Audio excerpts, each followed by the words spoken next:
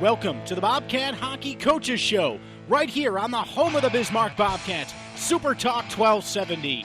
Join us this and every Wednesday live from the Tap In Tavern on Memorial Highway in Bismarck as the voice of the Bobcats, Paul Teeple, gives you an inside look at the world of Bobcat hockey with head coach and general manager Lane Sedevy. Let's send it out to the Tap In Tavern with Paul Teeple and Lane Sedevy on Super Talk 1270. Hello and welcome to the Bobcat Hockey Coaches Show, live from the Tap In Tavern on Memorial Highway in Bismarck. And for those of you who haven't joined us since the end of 2014, a Happy New Year to you for our inaugural 2015 edition. My name is Paul Teeple, the voice of the Bobcats, joined alongside Bobcats head coach and general manager Lane Sedevy. We'll also be joined later this hour by Bobcats co-captain and top goal scorer Evan Giesler, along with rookie goaltender Hunter Shepard here as the evening goes along. And we start off, as always, by taking a look at the week that was. 1 week ago today, the Bobcats wrapped up 2014 with a contest against the Minot Minotauros at the VFW Sports Center. And as they have a few times this year, it was Minot that got started fast. Just 75 seconds into the game, Nick Momphils cashes in a defensive zone turnover by the Bobcats, followed up with less than 5 minutes to go in the first. John Lazat on a bit of a misdirection play scores a low snapshot past Alex Bitzakis. Minot led by a score of 2-0 after one. That lead would grow to 3-0. Blake Lazat scored in the first 2 minutes of the second period. Then in the third, the Bobcats making it interesting with 6:35 to go, cut into a 3-1 game. Alex Strand scoring a beauty in transition, but James Mathias, a late power play goal while the Bobcats were trying to create offense the other way, gave the game its 4-1 final score, and the Bobcats wrapped up 2014 on a sour note. However, 2015 starting a little bit brighter for the Cats as they started it off in Cloquet, Minnesota, with a two-game series against the Minnesota Wilderness, who came into the weekend 12-1-0 at Northwoods Credit Union Arena. And the Bobcats made it look like it might be 13-1-0, trailing 1-0 after two. Billy Exel, the only goal on Friday in the second period.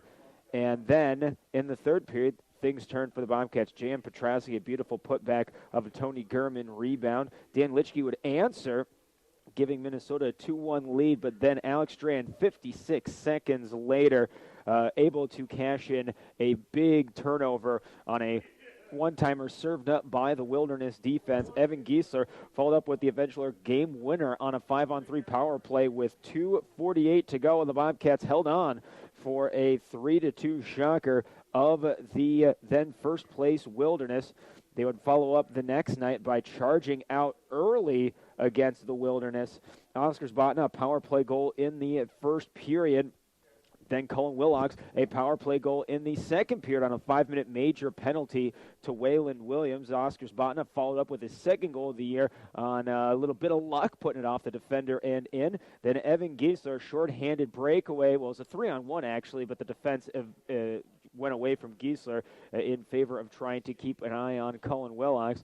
Giesler grabbed his own rebound and tapped it in, and it was 4-0 Bobcats. A late power play for the Wilderness in the second period yielded Brett Heichel a goal. Then in the third, Billy Exel scored a shorthanded goal. Then Darian Romanko got one with 1:49 to go to put the Bobcats in white knuckle mode, cutting it to 4-3, where it once been 4-0.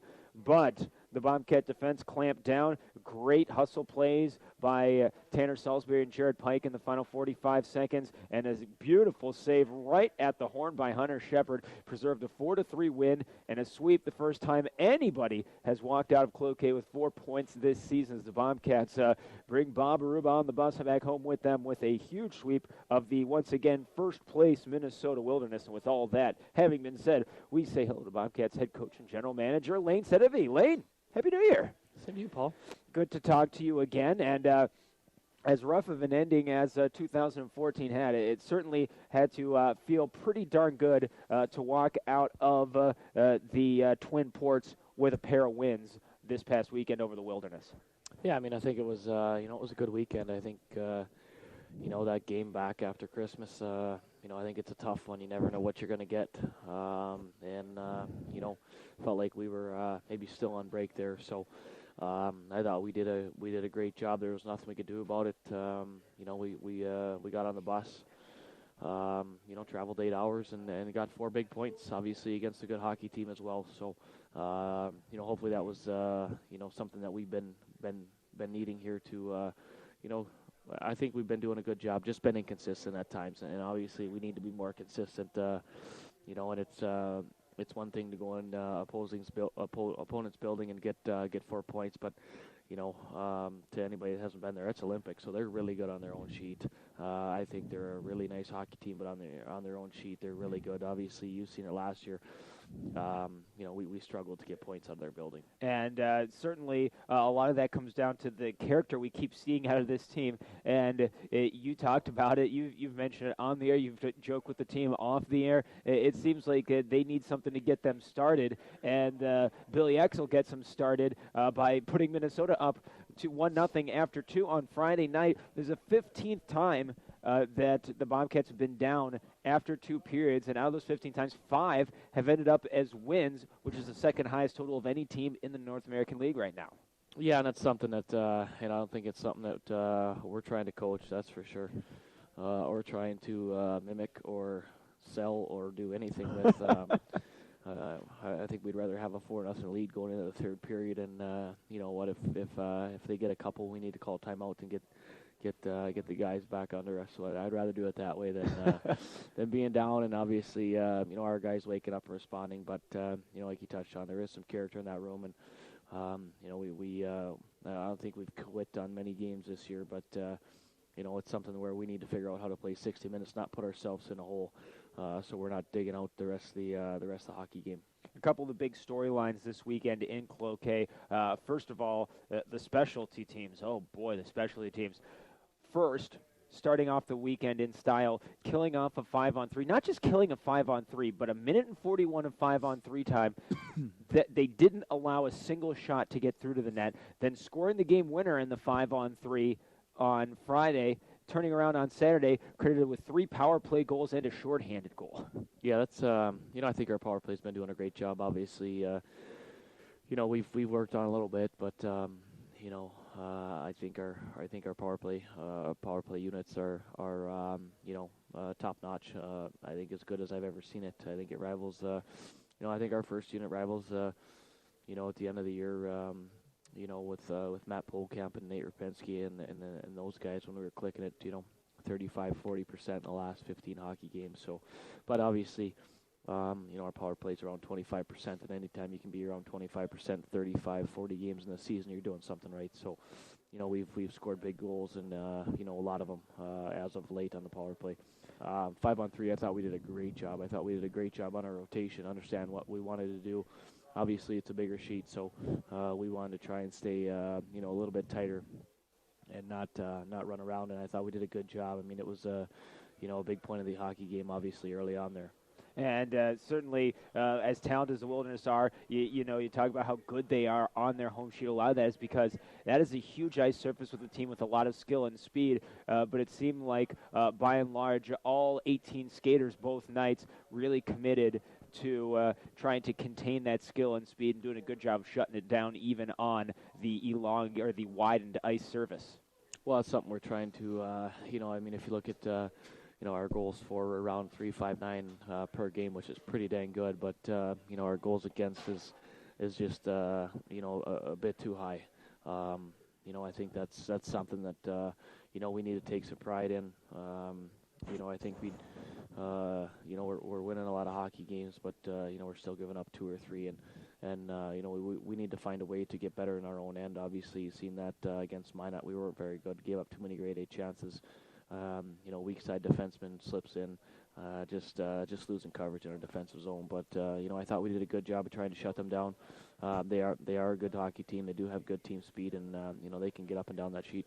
And the other big storyline of the weekend was Hunter Shepard making huge saves, none bigger than the one right at the gun on Saturday. A 1-goal game, a wide open rebound, and just before the horn, he darts out to his right and stops Brad Johnson on a wide open putback attempt. Shep's been playing great lately. He's won 5 of his last 7 starts, and it seems like he's starting to become that guy that you and Garrett and Jim and everybody else expected the Frank Brimsick Award winner to be.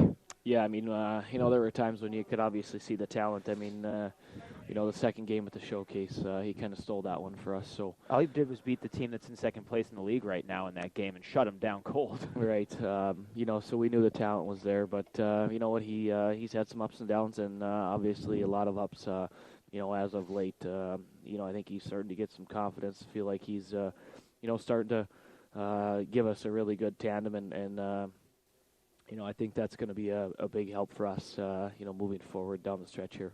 Here's a fun stat for Hunter Shepard this year. He's 6-9, but 5-2 against teams that are currently in first place between Minot, Janesville, and the Wilderness. Yeah, it's a pretty good stat. For some reason, I don't know what it is. As a goaltender, you can maybe like, playing in a certain building or playing against a certain team. You feel like you probably have their number. I don't know how it works, but yeah. Well, you do too know how it works. You're a goalie. I know, but my point is when you have that feeling, 90% of it's mental, and you go out there and you have a great game. So, it's one of those positions that obviously when you're comfortable, and I didn't know it, but their news writer said that Hunter Shepard never lost that after Friday night in that building. So I figured we might as well go with him again. So I think he likes playing there. Absolutely, make the Robertson Cup play against the Wilderness. Shepard might like to start there, but certainly a lot of hockey between now and then. But the team also, the other thing that I really liked is that they started to show that more physical identity that you and I have talked about so many times, that when they're hitting and when they're moving their feet, the good hockey follows it. And I think the clearest example of that was the first half of Saturday's game. Yeah, I mean, I thought we did a great job on Saturday, and I thought we did a great job in the second half of, Friday as well. I felt like, we are trying to obviously finish checks, but I think the main word is compete. I think you can go out there and you can work hard, and just get by. And there's been times when we've done that, but there's a different level. It's got to be competing. You got to be able to, compete harder than the guy next to you. You got to be strong on your sticks. You got to do all those things. You got to finish checks, and that's all we wanted out of the weekend was an honest effort. And where it put us, we let the chips fall where they may. But I thought we competed for majorities of the hockey game. On both nights and got 4 points. 4 huge points, putting it back to a 3-point lead for third place in the Central Division standings as the evening goes on. We'll talk a little bit about the weekend upcoming as well. 2 games against Brookings, and it's a home-and-home series starting in Brookings Friday night, 7:15 game time, 6:45 pregame coverage right here on Super Talk 1270, and then we will have the Bobcats and Blizzard doing it again on Saturday night back here in the Capitol at the VFW Sports Center. You can buy and print your tickets online right now for the first home game of 2015 at BismarckBobcats.com. Players taking over next segment. Evan Giesler and Hunter Shepard joining us as the Bobcat Hockey Coaches Show rolls along live from the Tap-In Tavern on Memorial Highway in Bismarck on the radio home of the Bobcats, Super Talk 1270.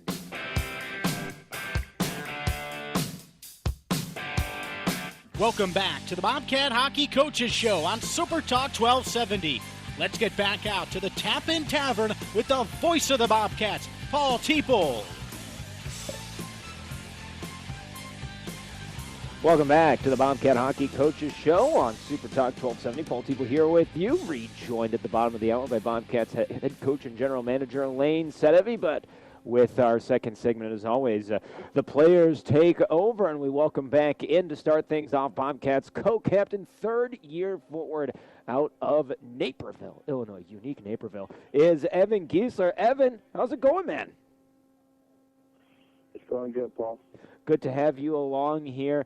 And as you enter 2015, 2 huge wins over a first-place team on the road to open it up. What does that mean to you to see where this team is at compared to where it started here in 2014, 2015?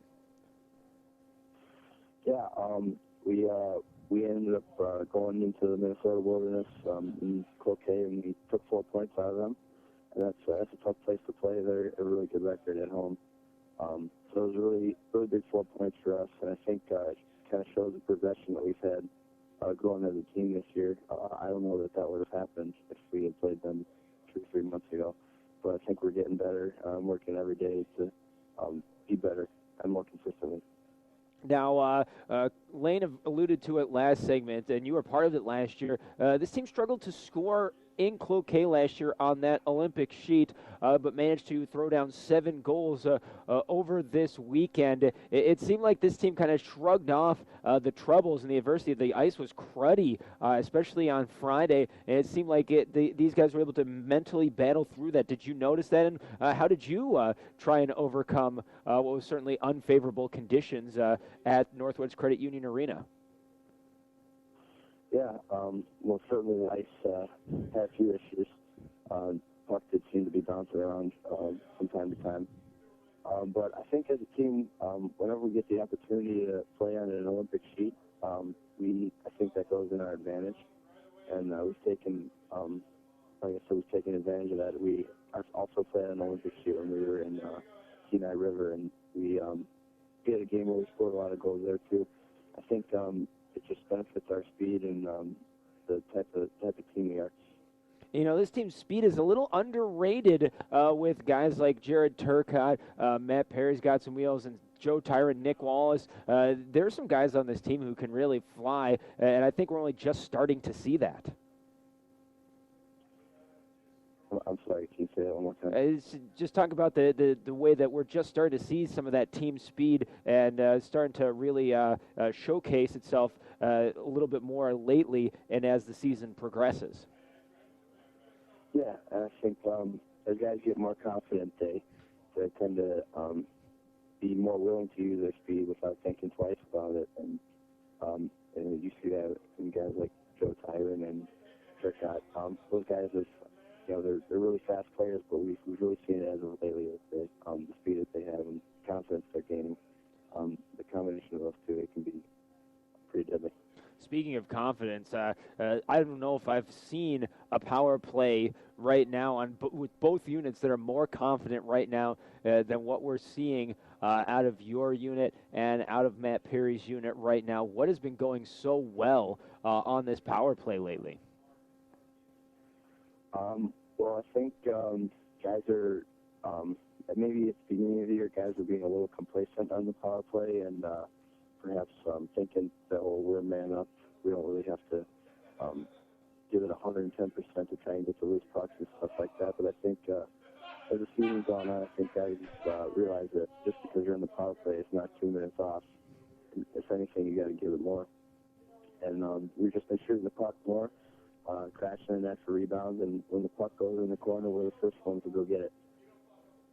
You know, now this weekend, you come back and you play Brookings as you get back into divisional play. And the crazy thing is, coming into 2015, you'd played the Wilderness more recently than the Blizzard. What do you recall of the Blizzard, and what's going to be important for the forwards this weekend, heading down to Larson Ice Center and then coming back to VFW on the home and home?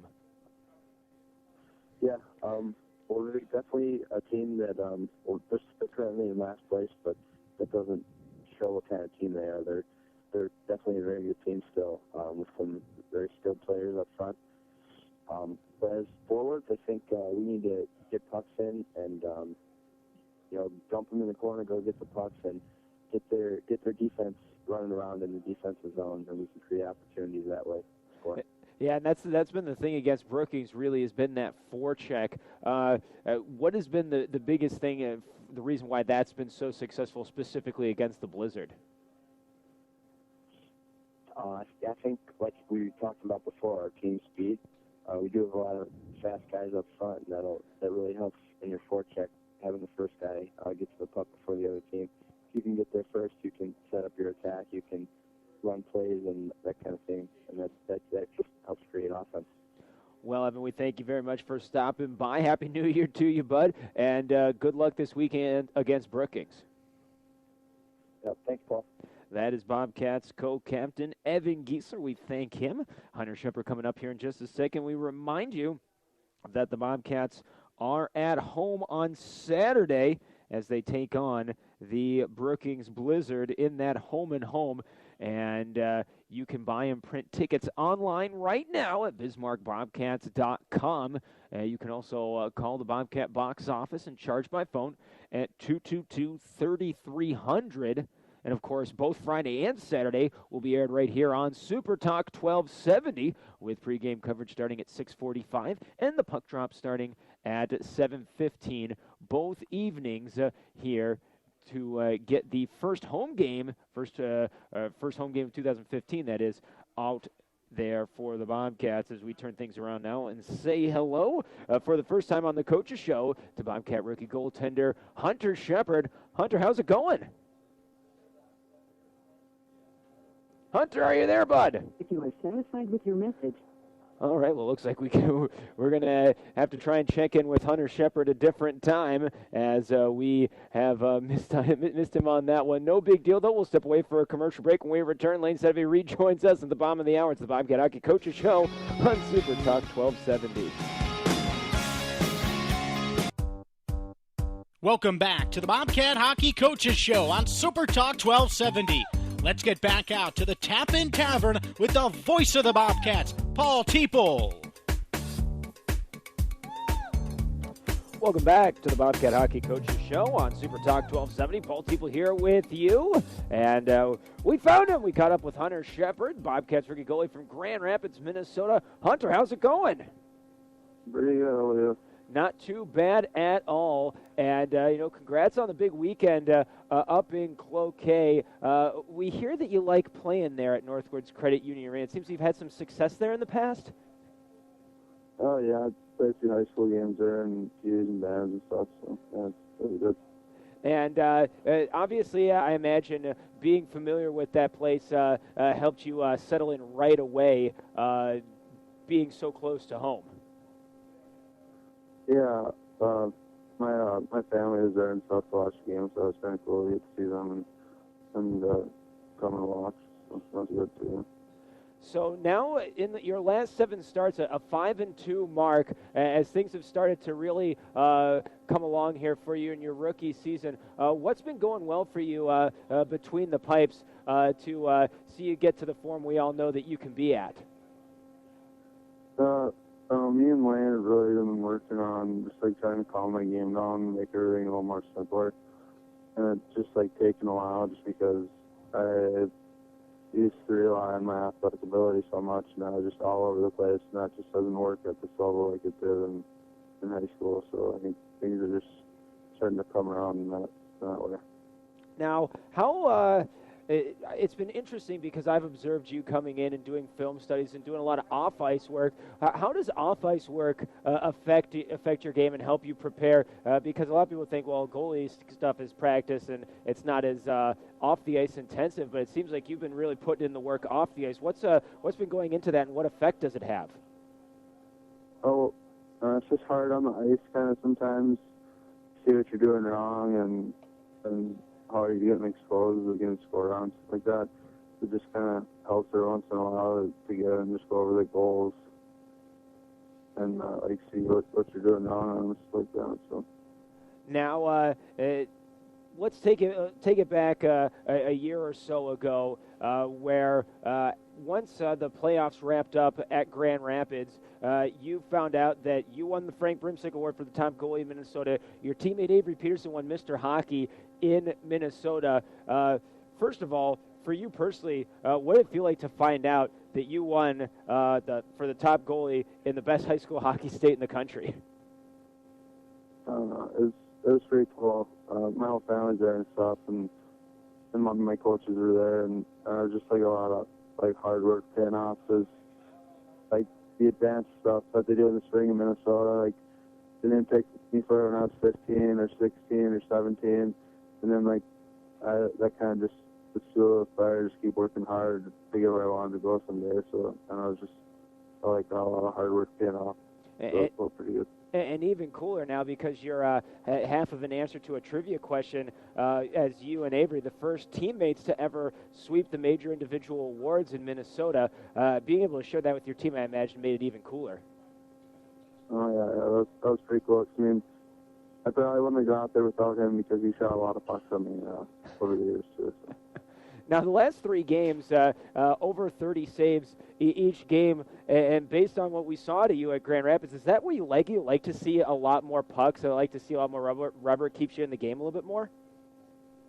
Yeah, I don't know if it's like the amount of shots. It's just trying to make the first few saves in the game to kind of get in the groove. Because when you like let up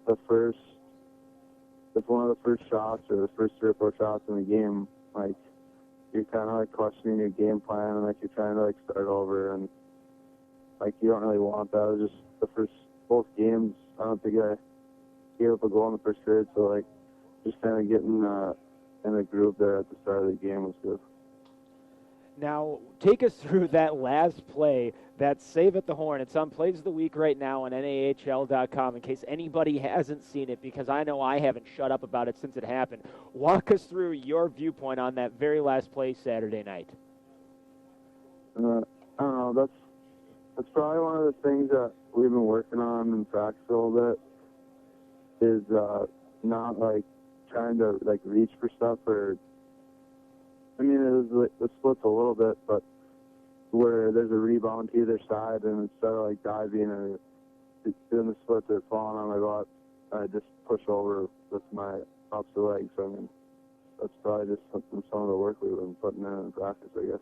Now, is that kind of that Jonathan Quick style that's become so popular since the Kings won their first Stanley Cup, or is that something different? Oh, geez. No, I don't know. It's just kind of like good technique, I guess, just trying to push off the leg and stay in the butterfly and fall like that. Fair enough.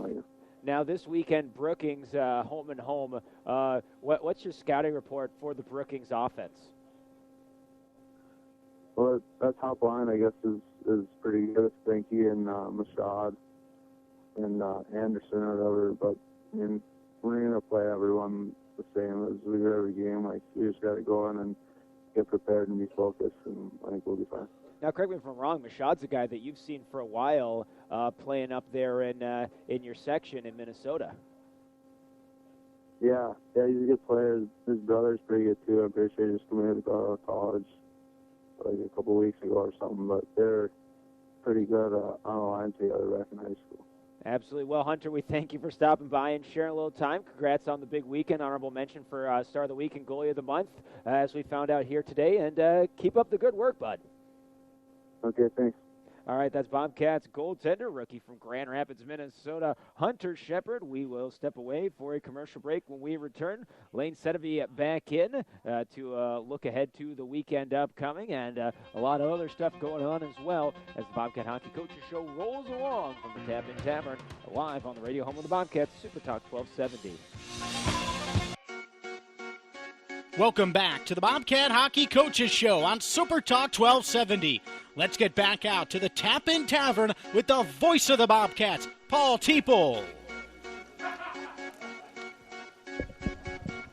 Welcome back to the Tap In Tavern and the Bobcat Hockey Coaches Show on Super Talk 1270. Paul Teeple here with you, rejoined by Bobcats head coach and general manager Lane Sedevy as we take you toward the top of the hour. Your Pucklet Chevrolet 3 Keys to the Weekend coming up in just a moment. But, you know, Lane, we have a second here to take a look back at 2014. And I think the going theory was the best part about 2014 is that it ended. But looking back at last year, what are some big takeaways that you had from that season and that calendar year, rather?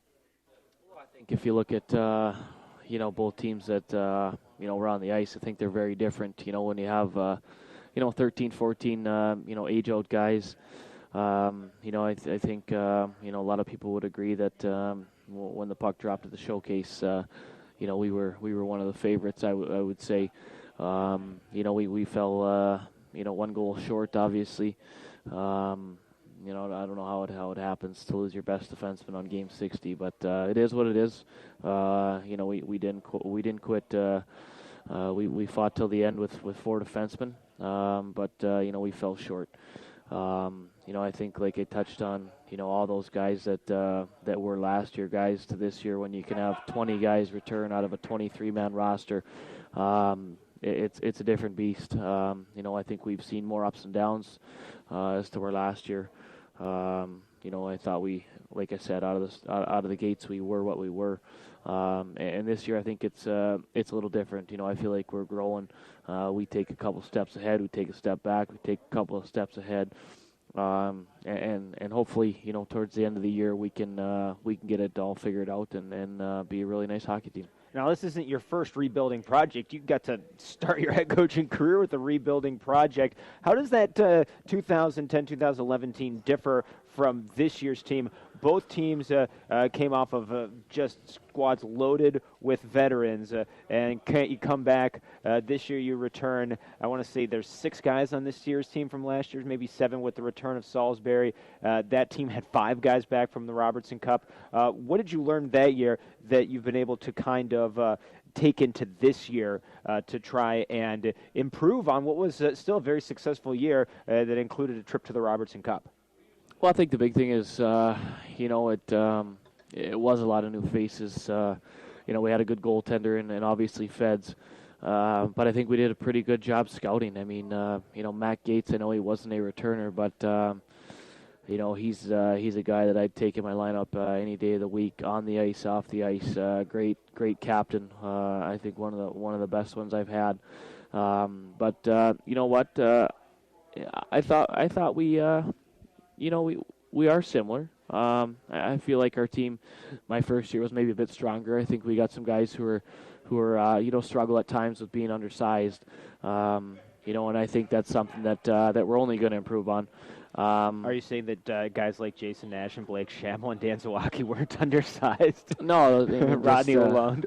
Just guys that they brought some obviously strength and grit and big bodies, and I think that's that's obviously something that we've lacked at times. Obviously, with Oscar's leaving for the World Juniors there, but we get him back, and he's a big part of this lineup, and it's something we've talked about for a long time. But I don't think we've seen this hockey team as a whole since probably, I don't know, the 4th game of the year, 5th game of the year.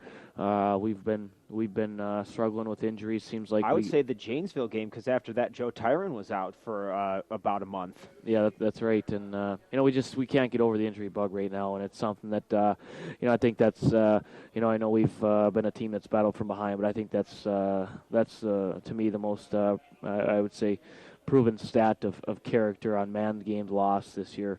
It's been a ton of them, and we've found ways to get our our heads above 500 and put ourselves in the hunt. Now, let's take a look at the 3 keys to the weekend upcoming, brought to you by our friends at Pucklich Chevrolet. Over 1,000 people a day switch to Chevy, and Pucklich is the preferred Chevrolet dealer of Bobcat hockey. Pucklich Chevrolet, where respect comes standard. Find new roads. Home and home against Brookings. Friday at Larson Ice Center. Live coverage right here on Super Talk 1270. Saturday at home. Tickets on sale right now. Buy and print online at BismarckBobcats.com. Lane, key number 1 for a big home and home against Brookings, who 9 points behind you, but 3 games in hand. Yeah, I mean, it's as great as the last weekend was. I mean, let's see how the coaches show goes, in the next 2 weeks, because you look at our schedule, and it's some big ones. Obviously, 2 this weekend, and 3, one sprinkled in with Minot the next week. But we need to keep our momentum. That's for sure. Playing some good hockey right now, and I think one of the big keys to this weekend is going to be our defensive zone. Even our neutral zone. I thought when we did a good job on the weekend, we kind of negated. The offense of the wilderness, and that's a big thing. Obviously, teams that can get up and down the ice, you want to try and execute your neutral zone system, and that obviously leads into your defensive zone, something that we've struggled with at times, and I think we're we've taken a few steps in the right direction. Hopefully it can stick for this weekend because, I feel like we have the offensive ability to score goals, but we need to find a way to obviously play in our own end, and the teams that have done that have had a lot of success here. And the numbers bear that out right now as well. When the team gives up 4 goals or more, it's a 2-13 mark this year, and 3 goals or less. I mean, you do the math. That's 15 wins, giving up 3 goals or less so far this season. The D zone so important, but really, Brookings. And this is going to sound maybe one of the craziest things I've ever said, but Brookings and the Wilderness are not that different, except in terms of their offense, except for depth. Brookings has a really impressive top line, and their second line pretty strong as well, and then there's a drop-off after that. The Wilderness have a little bit more depth, which is why you see that big disparity in the goals for column. But in terms of the top-end talent, Brookings is that same kind of talented, speedy, opportunistic team that the Wilderness can be. Yeah, I mean, I think they're a good hockey team. I know they're, they've struggled, but, like you touched on, I mean, I don't know. I mean, I think Bo Machad's got to be one of the best players, that we have seen. Single-handedly tried to beat us the one night we were down there. And they do have some good hockey players, and obviously they're getting good goaltending from the new kid they got between the pipes. Ryan Kubik. Yeah, 16 years old. Yeah, I think he came from the WHL. Yes. So they haven't given up a ton. So it's going to be a good matchup. I think we need to buckle down. We need to play good defense, and hopefully our offense can stay rolling. And the defense, it seemed like, started to turn that corner a little bit this weekend. Again, facing a highly potent offense on an enormous ice surface, and turning in, particularly from the blue line, but not just that, all 18 skaters, some of the better defensive efforts we've seen this year. Yeah, I thought we did a great job. I mean, it's always, I would say, it's a disadvantage to go into an Olympic sheet where they practice every day. And I mean, you look at the institutions around the country. UND built a Olympic sheet back door just because they play the Gophers and St. Cloud and some of the teams that play on a big sheet, because it is different. I mean, it's when you walk in the building, you can just automatically tell that there's a ton of room out there, and a lot of teams that don't play on it, they want to shrink the ice. Well, I mean, you watch the Gophers play or the Wilderness, they know how to use that sheet and to their advantage. So, I thought we did a good job. Obviously, defensively, knowing our spots where we can go. You can't run around on a big sheet. You get exposed extremely bad, and especially on our PK. I know they. I think they dinged us on one there, but killing a 5-on-3, not running around, knowing our responsibilities, and blocking shots. I thought we did a great job on the weekend. And that penalty kill, that 5-on-3, that's a top 10 power play for the Wilderness. They were 7th that night, and killing off that 5-on-3. And the most impressive thing, I mentioned it at the top, it wasn't that they killed it, it's that they didn't allow a shot in a minute 41 of 5-on-3. That's borderline unheard of. Yeah, and I think the good thing was, I know you were there, but for some of the fans, we had some good sticks. I mean, we got some sticks on some pucks, and we're able to to get it to those areas in the corners. We're on a 5-on-3. You can pressure, and we're able to get pucks down off of it. But I thought it was textbook. I mean, it was well executed. We didn't run around. We stayed in lanes. We understood what we were trying to do. And at the end of the day, that's all great. But on the 5-on-3, usually you're going to get a chance or two, and you're going to have to sacrifice and block a shot. In this case, they didn't. So all the better. Absolutely. Let's move on. Key number 2 for a big home against the Blizzard. Again, 9 points back in 5th place of the Bobcats, but 3 games in hand over both the Bobcats and the Wings. I think key number 2, it's kind of a mixture of things, but I think it's it's puck support, and I think it goes along into our wall play. I feel like when we've done a good job of communicating on our zone exit, and our guy on the wall, either he gets told he has time, or he bears down and takes a hit to make a play. I feel like we're doing a good job of that lately, and we're creating offensive chances off of it. But, you got to have that obviously that center support down low through the middle of the ice coming out. If it is a tape-to-tape play, if it is a chip puck, it's one of those things where we need to have that puck support in our own end. Obviously, it helps defensive zone coverage, but it's a big piece in winning a lot of hockey games. There's a lot of games lost on that wall on turnovers. Absolutely, and the biggest part of that, I love that you touched on the communication, because that's one of those unheralded things. And I remember my last competitive days, only about 14,000 years ago, one of the biggest things my coach preached was communication was the first thing. Every year he'd come in and talk that you have to be talking, and that's been one of the real underrated parts of this team's turnaround is the fact that the communication has, you look at the communication at Minnesota this past weekend versus the communication in Kenai River at the beginning of October, and it's hard to believe it's the same team. Yeah, I think it's one of those elements, of a hockey player that is extremely overlooked, and it might be the biggest one. You can, and it might be the hardest thing to coach. I don't know what it is, but I think it's at least the position that I played. I wanted to let my defensemen know what was going on all the time. But you get these young men out there, and I think they get caught up in the moment, and the last thing that they think of doing is letting them know that, hey, you got a little time, or I'm even open. For that matter, and it's just something that it's an element that makes the game so easy. It's you see it throughout a course of a game where a kid will get a puck and he'll just turn and fire it, and you come back to the bench and be like, why'd you do that? Well, I don't know. And it's two pieces. He's got to take a look before he makes a play, so that he knows whether he does or doesn't have pressure. And obviously, the guy coming through the middle can say, hey, you know what? You got time. And all we do is come out and probably have numbers and possibly get a scoring chance off of it. So communication's a big underrated part of hockey. Absolutely, and it made that breakout look almost effortless, where at times, at various junctures, we've seen this team struggle on the breakout. It looked very crisply executed all weekend long against, again, a team with a lot of speed and stick skill.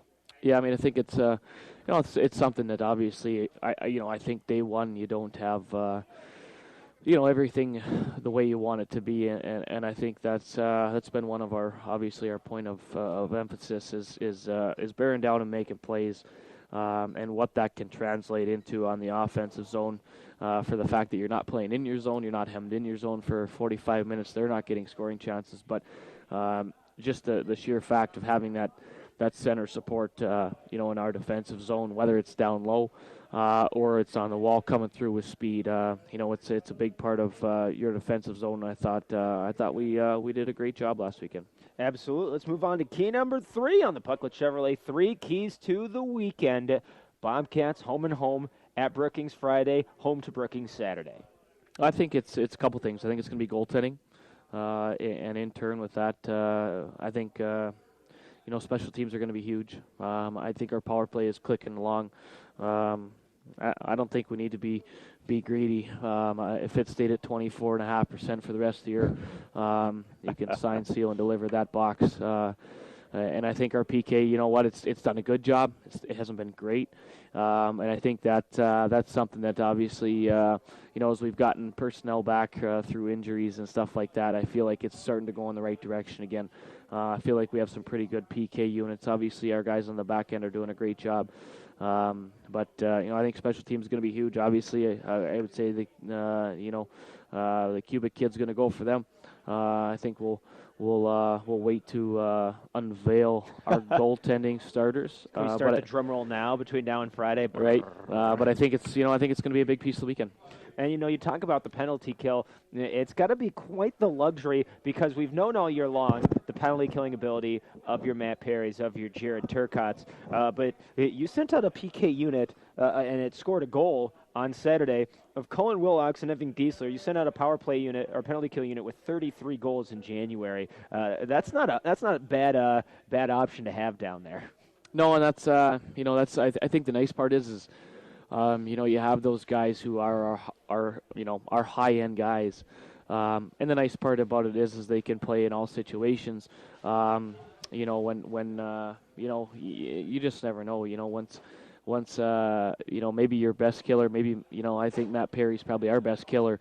He has been for 2 years. The job he's done on the defensive side of the puck on the PK is tremendous. But you know what happens when he goes to the box, and then you're obviously maybe you need to lean on some veterans in a certain situation. Where the puck is obviously starting off in your defensive zone, but and then you can maybe go with a couple younger guys who obviously Jared Spooner, Jared Turcotte. We went with Oscar Zbatna, Logan Rivard, J.M. Pietrowski. We've tried to broaden that. It only helps with depth obviously down the game. You look at the penalties we killed on Saturday night, and they started to add up there, and I think that was one of the things that hurt us in the long run. Yeah, absolutely. And the power play on the other side, you mentioned it, 24.4% right now, second in the league behind Wichita Falls, who basically just unloaded on Amarillo for the last week and a half. That just wrapped up yesterday with another 5-plus goal game. Have we had a power play over 20%? Not in the regular season. Since you and I have been here, no. No, and in times it's been that good, but as far as overall regular season, this deep in the regular season, no. I know obviously with a couple of our power plays towards the end of the year, they probably were the best in the league, but the Robertson Cup power play was 40% in the playoffs. Yeah, that's pretty good, and I think Nate Rapinski's unit was pretty special too. 35% in the playoffs the year that they finished a game out of the net, or a goal out of the Robertson So really, Cup we final. just we're looking at it now, and that thing's gonna be clicking about 55-60% in the playoffs. So we bold predictions. Just tease them during the year, but it's a big statistic. I mean, those are statistics that they end up in translating to wins and losses. So you know what, I'm proud of those guys. I think they're doing a great job, and they've scored some huge goals for us. Well, Lane, we thank you for sharing your time with us as always here on Wednesday. Good luck this weekend against Brookings. All right, thanks a lot, Paul. That is Bobcats head coach and general manager Lane Sedevy. Our thanks to Randy Place running the radio control board back at Town Square headquarters on the Strip in Mandan. Randy, thank you, and thank you to everybody who tuned in tonight to make Bobcat hockey a part of your Wednesday. We will see you on Friday in Brookings. Pre-game coverage starts at 6:45. For Lane Sedevy, my name is Paul Teeple. Until we meet again, have a great night. We'll see you on the other side.